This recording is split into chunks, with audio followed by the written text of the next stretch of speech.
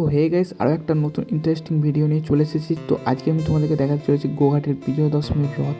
আর তার আগে আমার চ্যানেলটা যারা এখনো সাবস্ক্রাইব করে তো সাবস্ক্রাইব করে দাও। তো চলো।